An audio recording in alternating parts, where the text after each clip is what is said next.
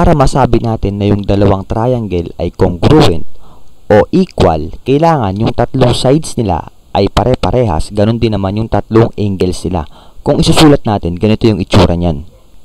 Ito ngayon, dito makikita natin na yung tatlong sides ng triangle ABC ay congruent sa tatlong sides ng triangle DEF. Ganon din naman yung kani-kanilang mga tatlong angles. So dito, ang kinonsider natin ay 6 parts ng triangle, okay? Ito ngayon, 6 parts of the triangle kasi tatlong sides tapos tatlong angles din. So dito ngayon, tigta tatlong sides nila tsaka tigta tatlong anggulo ay congruent sa bawat isa. So masasabi natin na yung triangle ABC ay congruent sa triangle DEF. So ibig sabihin, parehas lang tong triangle na to. So dito nakita natin na kailangan natin tignan yung 6 parts ng dalawang triangle para masabi natin na congruent sila. But that's not always the case. Okay, so dito pag-aaralan natin ngayon dito, makikita natin dito sa pag-aaralan natin na usually tatlong parts lang ng triangle ang kailangan natin natignan, and then the rest congruent na. Okay, so tignan natin kung ano-ano yung mga yon. Meron tayo ditong apat na tinatawag na congruence theorem ng triangles. Okay, so unahin muna natin itong SAS, which stands for side angle side. So anong ibig sabihin nito? Ibig sabihin nito, pag yung dalawang side ng triangle tsaka yung included angle niya ay parehas, the rest ng parts ng triangle ay parehas na. So i-drawing ngayon natin to. Halimbawa dito ngayon meron tayong dalawang triangle. So itong side na to ay parehas dito sa side na to. And then this side also ay parehas sa side na to ng triangle, ng dalawang triangle.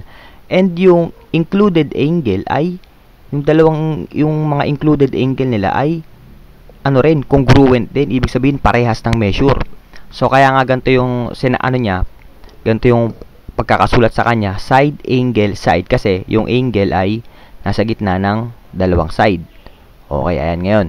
So ibig sabihin nito, pag ganito yung yung dalawang triangle, yung dalawang side nila ay congruent, tsaka yung included angle nila ay congruent din. The rest, lahat ng yung mga natitirang side nila tsaka natitirang angles ay congruent na rin. Ibig sabihin, kahit hindi mo na sukatin, parehas na yon. So ilagay ngayon natin yon. Ayan ngayon, ganyan na yung kinalabasan, okay? So napansin natin dito na yung mga natitirang parts ng triangle natin ay congruent na rin. Hindi na natin kailangan pa silang tignan bawat yung 6 parts, okay? Yung tatlo lang, side, tapos yung included angle, tsaka side, na-satisfy niya na. Ibig sabihin nun, yung triangle natin ay, parehas na, congruent na. So, ang maganda dito, nung nag-aaral kasi ako nito, talagang, sinubukan ko. Ibig sabihin, ginawa ko talaga. So, subukan yung gumawa ng dalawang triangle, kung saan parehas yung dalawang side nila. And then, sukatin nyo ngayon yung natitirang side kung magkaparehas. So, halimbawa, ganito. Gawa kayo ng triangle na ganito. Ito ngayon, gawin nyo.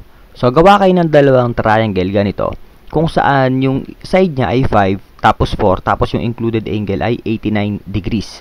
So, gawa kayo dalawa. And then, sukatin nyo ngayon yung natitirang angle sila. Ibig sabihin, ito yon. Ito, tsaka ito. Sukatin nyo to, tapos tignan nyo, ito ay parehas ngayon dito. Tapos ito naman, parehas ngayon yan dito. And then, yung natitirang side ay parehas din, congruent din. So, para mas ma-appreciate nyo yung mga gantong theorem. Kasi ako, ginawa ko yan. Tinignan ko talaga at parehas nga. Ngayon, dako naman tayo dito sa ASA. So, ito naman, yung dalawang angle, tsaka yung included side naman, ang magkapareha sa dalawang triangle. At pag nangyari yun, congruent na rin yung triangle natin. Okay, so tignan naman natin to. So halimbawa, ganito, dito naman, yung dalawang angle natin, ito, tsaka to, tapos yung included side niya, so napapansin natin yung side nasa gitna ng dalawang angle. So kaya ganito yung pagkakasulat sa kanya. So pag ganito naman, meron tayong dalawang angle, tapos yung nasa gitna nilang side ay congruent sa isa pang angle. Halimbawa, ito sa pangalawa, congruent na rin yung dalawang triangle, okay? So, ano rin, considered na rin na pare-parehas yung mga natitirang angles nila. Ibig sabihin, itong angles na to, tsaka ito, parehas din yan. As well as itong side na to. Yung side na to, tsaka side na to, parehas din. And then this one, parehas na rin. Kahit hindi mo na sila tignan. Basta makita mo lang tong angle, tapos yung nasa gitna niyang side, parehas sa kabilang triangle. Okay, considered na yun. Congruent na yung triangle. So, okay. So, dalawa na yung na nalalaman natin. SAS tsaka ASA. So, ito pa. Natitira. Side. So, sa side naman, ibig sabihin, pag yung tatlong side ng dalawang triangle ay congruent, ibig sabihin, pare-parehas ng sukat, yung natitirang tatlong angles ay considered pare-parehas na rin. So, isulat ngayon natin. So, dito ngayon, mapapansin natin, meron tayong dalawang triangle kung saan yung tatlong sides nila ay congruent sa bawat isa.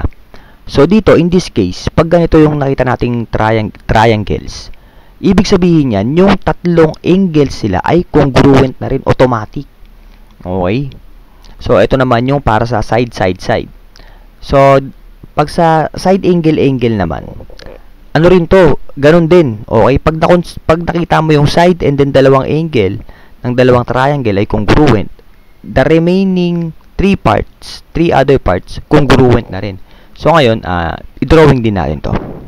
Ito naman yung itsura ng scenario pag side angle, okay. So ito yung dalawang angle natin, tapos yung side, tinatawag na non-included side. Hindi katulad dito sa ASA, included side. Ibig sabihin, nasa pagitan siya ng dalawang angle. So, dito sa SAA, yung side ay hindi nakapaloob sa dalawang angle. So, pag ganito yung scenario, eto, parehas to dito, yung side, and then yung dalawang angles ay parehas din. Considered na rin na congruent yung natitirang three other parts ng triangle natin. So, pag ganito yung scenario, yung dalawang angle tsaka yung non-included side ay congruent sa dalawang triangles, congruent na rin yung natitirang other parts. So, okay. So, magbigay tayo ngayon ng mga example para mas maintindihan natin to. Tsaka, yung nasabi ko nga pala sa inyo kanina, mas maganda talaga to kung i-experiment nyo talaga. Gagawin nyo sa papel, kuha kayo ng protractor tsaka ng lapis, ganyan, drawing nyo. Tapos, sukatin nyo ngayon yung mga natitirang other parts ng triangle na hindi nyo sinama sa calculations nyo. And then, makikita nyo na magkaparehas sila. Okay. Meron lang tayo ditong tatlong properties na magagamit natin sa pag-prove ng congruence ng dalawang triangle. So, ito muna, meron tayo ditong una, reflexive property. Segment AB is congruent to segment AB. Okay, so napaka-basic lang, di ba? Ganyan lang. So parang lang to, common sense lang to. Segment AB congruent to segment AB, and then angle C is congruent to angle C. Parang 1 plus 1 is equals to 1, 2 is equals to 2. Parang ganito lang to. Pero malalaman natin sa mga example natin kung paano ba magagamit to. Okay, reflexive property. And then meron tayong symmetric property. Sabi dito, if segment AB is congruent to segment DE, then segment DE is congruent to segment AB. So binaliktad lang. Parang halimbawa ganito. 2 times 3 is equals to 6. Tapos dito naman binaliktad lang. 6 is equals to 2 times 3. So, parang ganun lang yung yung idea dyan. Ayan. And then, if angle A is congruent to angle B, then angle B is congruent to angle A. Ayan. So, hindi naman sila mahirap intindihin. And then, transitive property. So, if segment AB is congruent to segment DE, and segment DE is congruent to segment GH, then segment AB is congruent to segment GH. Okay, so kung parehas lang tong AB tsaka DE, tapos yung DE parehas naman sa GH, ibig sabihin itong AB tsaka GH ay magkaparehas din. And then ganun din naman pag sa angles. Angle A is congruent to angle B and angle B is congruent to angle C. Kung ganon, equal, and then ang A tsaka ang C ay congruent din. So, ayan ngayon. Mga basic properties lang naman. Mas mahirap tandaan. So, ito na ngayon. Gagamitin natin ngayon sila sa pag-prove ng congruency ng triangles. Okay, example tayo ngayon. So, dito meron tayong dalawang triangle na kung saan parang magkabaligtaran sila. And, may binigay na statement ngayon dito. Ito ngayon. Tapos, ang sabi sa atin, ang gagawin natin, ipoprove natin na yung dalawang triangle na to, itong triangle AOB, tsaka COD, okay, ay congruent base sa binigay nilang information. Ito yung information na binigay nila. Okay, so i-analyze ngayon natin. Sabi, O is the midpoint of segment AC and BD. So, ibig sabihin, itong O daw, nasa gitna to ng segment AC. Okay, ibig sabihin, itong AO ay parehas yung sukat nito sa OC. So, ilagay ngayon natin yan. Ayan, ngayon, ibig sabihin yan, dinedenote natin na yung measurement, yung length, yung haba ng AO ay parehas sa OC. Kasi, midpoint tong OC eh. Okay. Ganon din naman. Midpoint din ito ng BD. So, ibig sabihin, itong BO ay equal sa OD. Congruent yan. Congruent sides. Okay, so ngayon, lagyan din natin yan. Okay, ayan. Ngayon, ibig sabihin, BO is congruent to OD. And then, may binigay pa sa atin ngayon dito. AB is congruent to DC. So, ano na to? Kumbaga, sinabi na nila to. Kumbaga ito, pag ganito, ano na yan? Bigay na yan. Binigay nila, sinabi nila na yung AB daw ay congruent to DC. So, ilagay ngayon natin. Okay, so ano napapansin natin? Yung tatlong sides ng triangle natin ay congruent.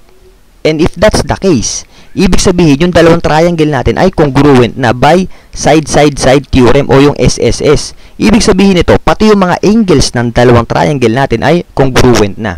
Hindi na natin kailangan pang ipakita yung mga, hindi na natin kailangan pang i-illustrate yung congruency ng mga angles dahil nga side-side-side, sapat na yon. Yung sa side-side-side theorem, sapat na yon para masabi natin na ito ay congruent triangles. So, ito nakalagay ngayon sa atin dito, SSS. Okay? Ibig sabihin yan, napatunayan natin itong triangle na to congruent by side-side-side. So, kung aayusin natin ngayon yung, ano natin, proof natin, yung mga statement natin, kung isusulat natin, syempre, kailangan maisulat natin yan para maayos. So, gawin ngayon natin yun. So, dito, meron tayong dalawang parang column yan Okay? Statement and reason. So, ilalagay natin dito yung mga statement natin kung bakit siya naging congruent. And then, yung reason. Patunay na sa statement natin. So, gawin ngayon natin yun. Ano yung pwede nating unang ilagay sa statement natin? Okay. So, base dito, sinabi natin dito na ito, AO. AO is congruent to OC. Bakit natin nasabing congruent sila? Kasi, sinabi dito, O is the midpoint of segment AC. Ayun. So, ilagay ngayon natin yun. Okay, ito ngayon yung assumption natin na AO is congruent to CO. Bakit natin nasabi yan? Kasi sinabi sa statement kanina na O is the midpoint of segment AC. Ayun yung reason natin. So, ano pa? Ito pa. BO, sabi natin, ay congruent sa OD. Okay? So, ilagay ngayon natin yun. So, ito ngayon. Segment BO is congruent to segment DO. Bakit? Kasi sinabi rin kanina na O is the midpoint of BD. So, isulat din natin yung reason natin para dito. Okay, ayan ngayon. And then, lastly, segment AB is congruent to segment DC. So, paano natin nasabi yan?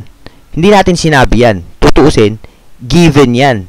Dito sa statement sa atin. Kumbaga, ito na yan Ito na yan, Okay, wala na tayong kailangan i-prove dyan. So, ito ngayon yun. Segment AB is congruent to segment DC. At gaya nga nasabi ko sa inyo kanina, hindi natin kailangan i-prove yun dahil ayun ay given. Kaya ang ilalagay natin sa reason ay given. Binigay na yun And then, thus, okay, triangle AOB is congruent to triangle DOC by SSS congruence. Dito natin siya napatunayan. Side, side, side. Ito ngayon.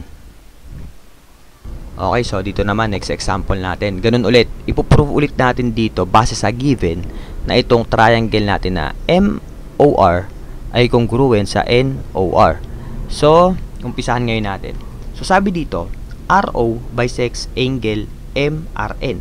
Ibig sabihin, itong RO na to, hinati niya yung angle MRN. Ito yon. Hinati niya yan in such a way na pantay yan. Kasi bisects eh. Pag sinabi nating bisect, ibig sabihin yan, pantay yung pagkakahati. Hinati niya tong angle na to. Ibig sabihin, yung angle 1 at angle 2 ay congruent ngayon yan. Okay, so isulat ngayon natin yon. Eto ngayon, angle 1 is congruent to angle 2. So, napapansin natin, yung triangle natin, yung dalawang triangle natin na MOR tsaka NOR, meron silang common side. Okay, nag-share sila sa common side, which is itong RO. So, kung ganun, parehas lang yung side nila na to kasi share nga sila dito eh. So, automatic, congruent yung ano nila, yung side nila, yung part nila na to. Okay? So, kung ilalagay natin yun, ganito yun. Eto ngayon yan, RO is congruent to RO. Okay? Kasi po pwede natin, yung dalawang triangle na to, po pwede natin paghiwalayin to, ganito itsura niyan. Okay, so ganito itsura niyan pag pinaghiwalay natin. Pero itong RO, iisa lang yan. Okay? Parehas lang yung measurement yan, equal lang sila, congruent. Okay, kung ilalagay natin yan, RO is congruent to RO. Ganun lang din. And then, meron pang given ulit. May given ulit. Sabi dito, itong RM daw ay congruent to RN. So, ito yun. Ayan, ngayon, ibig sabihin, parehas yung sukat nila. Sinabi na nila dito parehas yung sukat yan eh. So, ilista ngayon natin yan. So, ito ngayon. So, ano napapansin natin? Side, angle, side. That is SAS. Okay? So, itong triangle na to, congruent na to by SAS congruence. Ibig sabihin, parehas na rin itong MO tsaka itong NO. Parehas na yung measurement niyan. At yung mga natitirang angle sa dalawa, congruent na yun. Napatunayan natin daw sa pamamagitan ng SAS congruency. Okay? So, kung ililista ngayon natin yan, katulad kanina, statement and reason. Ito nga yung statement natin and reason. So, sabi natin dito, angle 1 is congruent to angle 2. Bakit? Kasi sinabi dito, RO bisects angle MRN. And then, RO is congruent to RO. That is reflexivity. Kung natatandaan nyo kanina yung meron tayo kaninang properties na ganito. Ito ngayon yun. Dito lalabas ngayon yun. Reflexivity. And then, RM is congruent to RN. At ayan ay given. So, wala tayong sasabihin dyan. Given yan eh. And then, napatunayan natin tong triangle MOR is congruent to triangle NOR by SAS. Okay. So, dagdag ko lang bakit reflexivity yung tinawag dito sa gantong senaryo. Parehas lang. Okay, parehas lang yan. RO is congruent to RO. Kasi di ba pag sa English, yung ibig sabihin ng reflexivity, yung kung paano mo tinitignan yung sarili mo. Ayun. So, in this case, so parang para pag tumingin ka sa salamin, sarili mo rin makikita mo. Ayan, ganun ngayon yun. So, ito ngayon yun, kaya parehas lang. Kaya tinawag yan na reflexivity property. Okay. Ito naman, meron ulit tayo ditong triangle at meron siyang mga given dito. Okay, mga given statements. Kung saan sinasabi na patutunayan ulit natin na itong triangle AOB ay congruent sa triangle DCO. So, sa anong klaseng, what type of congruence kaya itong lalabas dito ngayon? So, i-analyze ngayon natin itong given. So, una, sinasabi rito, O is the midpoint of segment AD.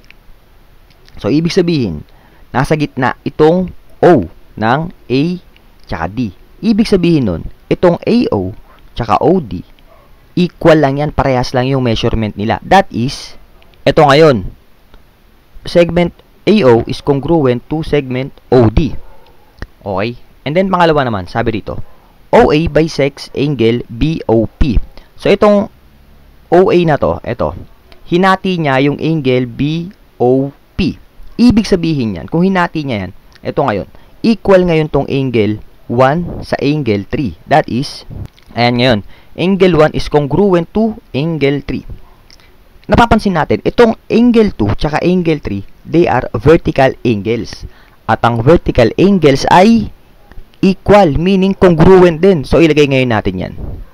Eto ngayon, angle 3 is congruent to angle 2 dahil nga vertical angle sila eh. So kung ganun, kung equal tong 1 and 3, tapos 3 and 2, ibig sabihin itong 1 and 2 equal din. So isulat ngayon natin yan. So eto ngayon, angle 1 is congruent to angle 2. And then finally, meron pa tayo dito. Ito sinabi niya na itong angle A daw ay congruent sa angle D. So ilalagay na lang natin yan. So eto ngayon, okay. So saan under ngayon to? Saan type ng congruence under ngayon to? So tignan natin AO, ito, tsaka to equal. Okay yan, lagay na natin yan. And then angle 1 tsaka angle 2 equal din, congruent din. Ayan ngayon. And then angle A tsaka angle D equal din, congruent. Ito. So napapansin natin, ito ay angle, side angle, yung magkapareha sa kanila, di ba? Angle, side angle. So ito ay under sa ASA. So ito ngayon, ASA congruence. Ayan ang ilagay natin. Okay. Ang importante lang naman yan na ilagay natin tong mga statement natin. So ngayon, ilagay ngayon natin yung proof para mas magandang ngayon, para mas kompleto.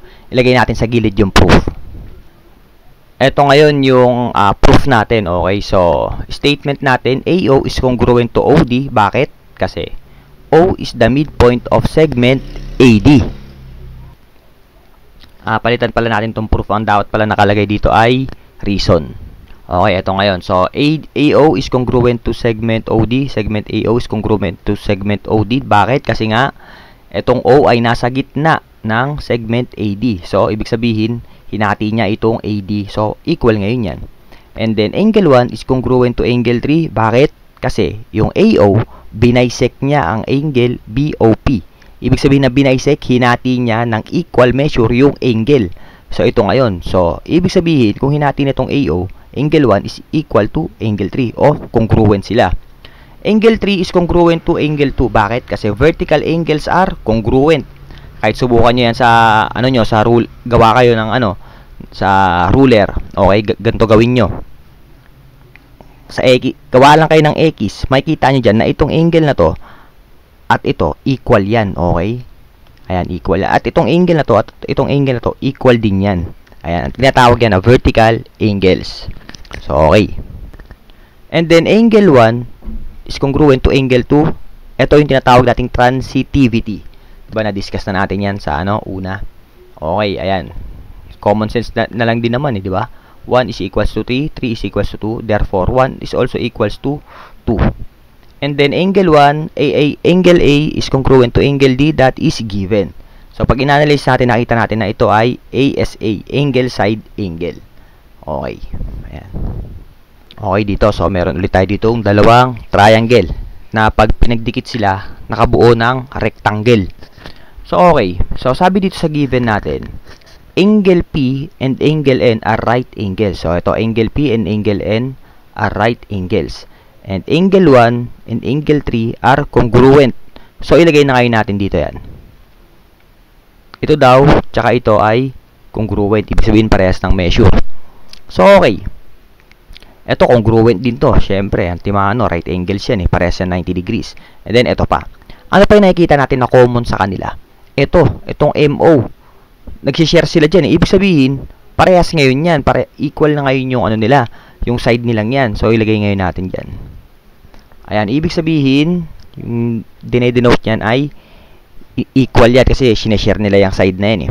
So, napapansin natin dito, angle, side. Ito yung SAA congruence. Ayan ngayon, SAA congruence. So, ilagay ngayon natin dito yung mga statement natin, tsaka proof. Ito ngayon, okay. Angle P is congruent to angle N. Reason, right angles are congruent. Angle 1 is congruent to angle 3 and ay given na. Segment MO is congruent to segment AO by reflexivity congruence. And then, ito ngayon, na-prove natin tong triangle MNO is congruent to triangle OPM by SAA congruence. Okay.